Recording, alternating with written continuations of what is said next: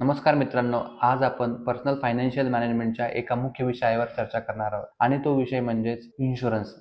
मित्रांनो, बऱ्याच लोकांना असा समज असतो की आपल्याकडे जर हेल्थ इन्शुरन्स आणि टर्म इन्शुरन्स असेल तर आपण व आपली फॅमिली ही पूर्णपणे प्रोटेक्टेड आहे.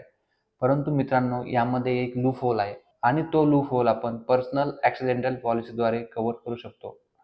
चला तर जाणून घेऊया मित्रांनो, हा लूप होल कोणता आहे आणि तो कसा आपण पर्सनल ॲक्सिडेंटल पॉलिसीद्वारे कव्हर करू शकतो.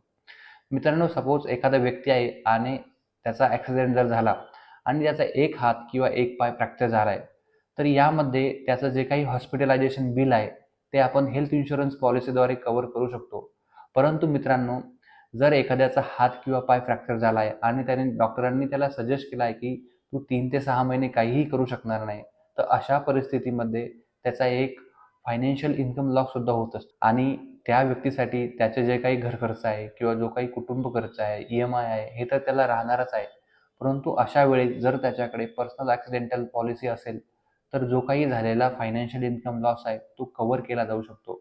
मित्रांनो, साधारणपणे जर सपोज त्या व्यक्तीची 50 लाखाची पॉलिसी असेल, तर 50 लाखाच्या 1% वीकली अमाउंट ही त्याला भेटू शकते.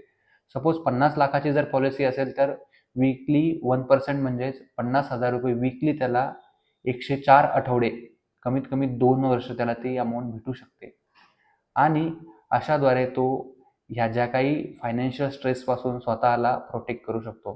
मित्रांनो, जेव्हा केव्हा ॲक्सिडेंट होतो तेव्हा एखाद्या व्यक्तीचा परमनंट टोटल डिसॅबिलिटी होऊ शकते किंवा एक पार्शियल डिसॅबिलिटी होऊ शकते. अशा ज्या काही डिसॅबिलिटी आहे त्यामध्ये सुद्धा त्याला एक सम इन्शुर्ड अमाउंट भेटते आणि ती त्याच्या सिव्हिरिटीप्रमाणे त्याला ती भेटते.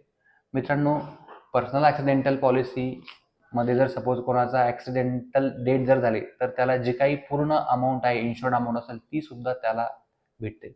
आणि जेव्हा केव्हा आपण टर्म इन्शुरन्स आणि personal accidental insurance policy compare करतो, अशा वेळेस टर्म इन्शुरन्स पॉलिसी जी असते त्यामध्ये फक्त डेथ बेनिफिट असतो. म्हणजे एखादा व्यक्ती जर सपोज मृत्यू पावला तर त्याला त्याच्या फॅमिलीला एक सम इन्शुर्ड अमाउंट भेटते, त्यापासून त्याची फॅमिली ही प्रोटेक्ट राहू शकते.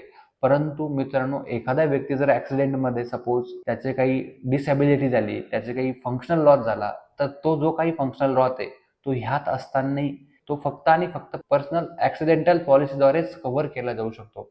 मित्रांनो, बरेच काही असे टर्म इन्शुरन्स असतात ज्याच्यामध्ये टोटल डिसॅबिलिटी रायडर्स असतात, परंतु जे काही कव्हर असतं त्याद्वारे ते खूप कमी असतं. म्हणून आपल्याला पर्सनल ॲक्सिडेंटल पॉलिसी घेणं खूप गरजेचं आहे. आणि एक कंप्लीट फॅमिली प्रोटेक्शनसाठी मित्रांनो, प्रत्येक व्यक्तीकडे एक हेल्थ इन्शुरन्स, एक पर्सनल ॲक्सिडेंटल पॉलिसी आणि एक टर्म इन्शुरन्स असलाच पाहिजे. त्यामुळे आपल्याला जी कोणतीही आपल्या फॅमिलीवरती जे कोणतीही कॅलॅमिटी येईल, ती आपण एक सहजरित्या तिला हाताळू शकतो आणि आपण जो काही आपल्याला फायनान्शियल अनएक्सपेक्टेड लॉस होणार आहे, त्यापासून आपण प्रोटेक्ट करू शकतो. Thank you.